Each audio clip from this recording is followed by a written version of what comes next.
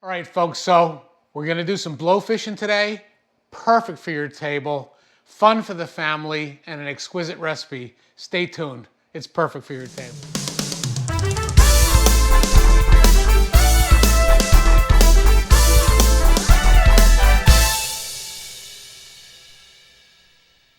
Come on, Mike. Nice. How long have you been down? Just went down. Nice kingfish. Really nice kingfish. Wow. Oh, blowfish. Nice Yeah, blowfish. baby. 2 drops, 2 blowfish. Got one? Good one. Yeah. Barnegat Bay on FishBites. Can't beat it. Good old Walmart rabbit food, and it's working like a charm. Chef Mike said we're in the Barnegat Bay near Buoy BB, which is the Oyster Creek entrance to the inlet. And we're fishing with rabbit food pellets as chum. We're using FishBites on our standard blowfish rigs and kingfish rigs, just bought from a tackle store. We actually buy most of our tackle from Murphy's in Toms River. And we switched over to Gulp, which did just as well. And finally, we tried out Clams. Clams outfished the FishBites, but the FishBites stayed on the hook a lot better. So, we caught a unusual few hours in the afternoon, went out to the Barnegat Bay and scored some beautiful blowfish on FishBites and a bonus gorgeous kingfish. All right, so they're real easy to clean. Like I said, you find the pectoral fins, you want to make an incision diagonally down the head,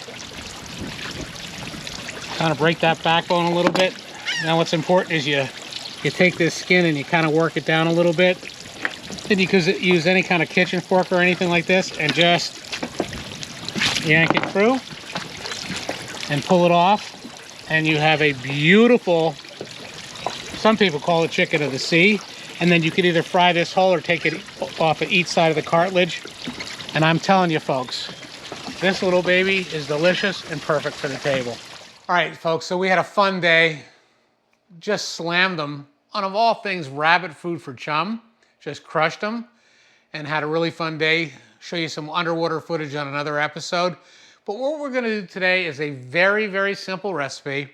It's Kentucky fried blowfish, otherwise in the South known as toadies, with a little hot honey drizzle and some local garnishes that are gonna be perfect for your table. So there's 2 steps to this. First and foremost, it's marinating the blowfish in buttermilk. Critical, but necessary. So it's important to season the buttermilk a little bit so it infuses some of the flavors. So we take 3 cups of fresh buttermilk, 2 tablespoons of kosher salt, 1 tablespoon of freshly ground black pepper, and 2 teaspoons of sweet paprika. Mix that all together. Give it 6 hours minimum, but if you can, give it overnight.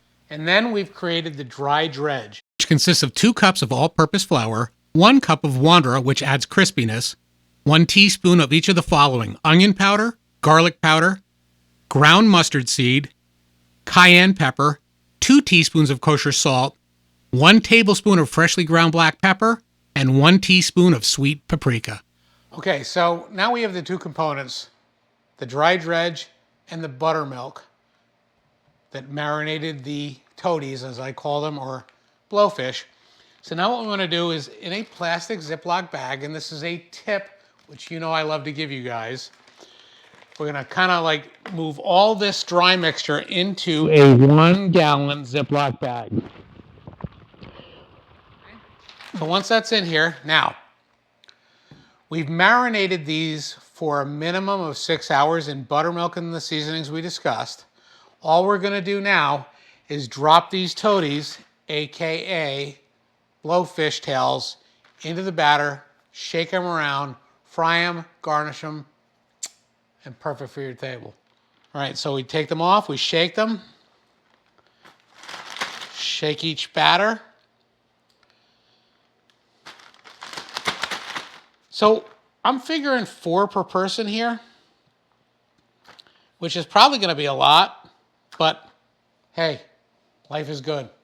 So now what we're gonna do is seal that bag.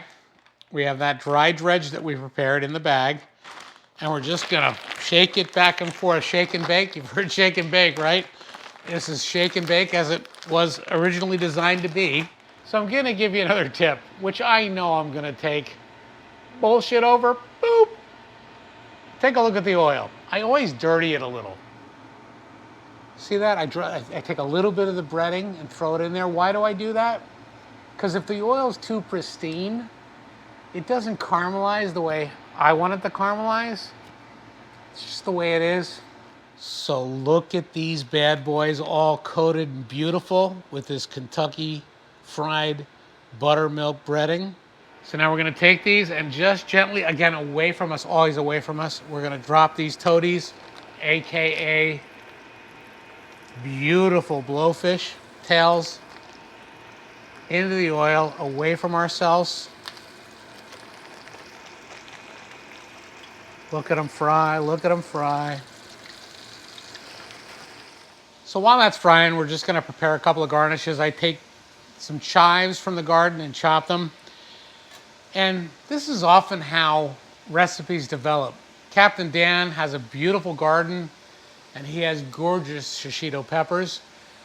So we're gonna use them because that's how recipes develop. We're just gonna take these and chop them down. We're gonna blister them. It's gonna be a garnish and it's gonna be perfect for your table. All right, so Captain Dan asked a great question, right?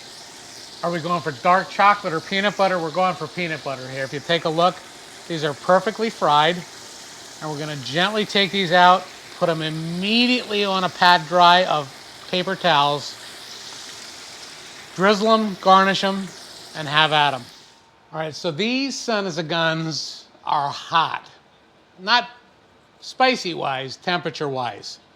So one of the things people don't tend to understand is that carryover cooking, which is cooking that takes over after you removed it from the heat, is essential to take it to the perfect stage, because you guys know I hate overcooked fish. If I let that sit just a little bit, it'll still be beautifully crispy, but that temperature will continue. It'll be perfectly cooked, translucent, and perfect for your table.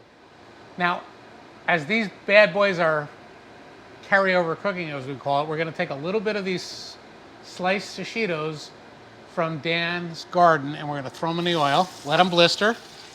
So they've been in there maybe 45 seconds. We're gonna pull those out.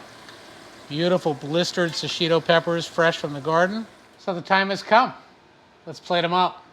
So we're gonna take these beautiful fried toadies, AKA blowfish, northern pufferfish. We're kind of shingle them around. You know, if I had one of those picnic-looking red and white tablecloths in a basket, I'd serve them in those.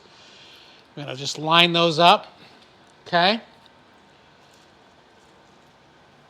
Now, we're gonna take a product that I buy, Mike's Hot Honey.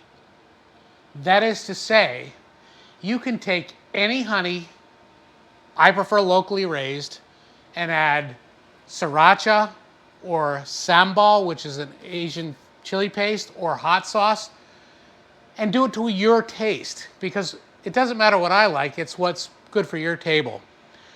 We're gonna take that, we're gonna drizzle this across.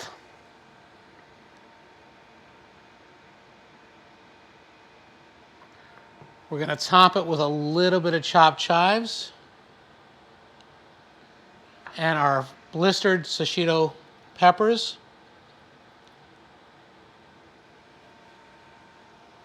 How good does that look? So let's invite the skipper in for a first taste and his reaction. All right, so we're doing a little selfie action. I brought the skipper in for first bite. We're gonna dish it up and see what he has to say about this beautiful dish. Yep.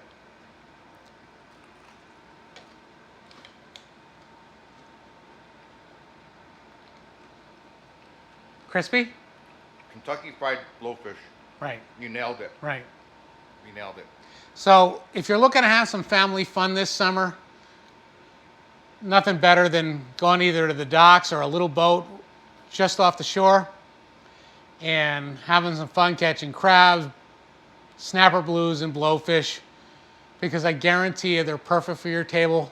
Practice catch and release, selective harvest. We'll see you in the water soon. Stay safe.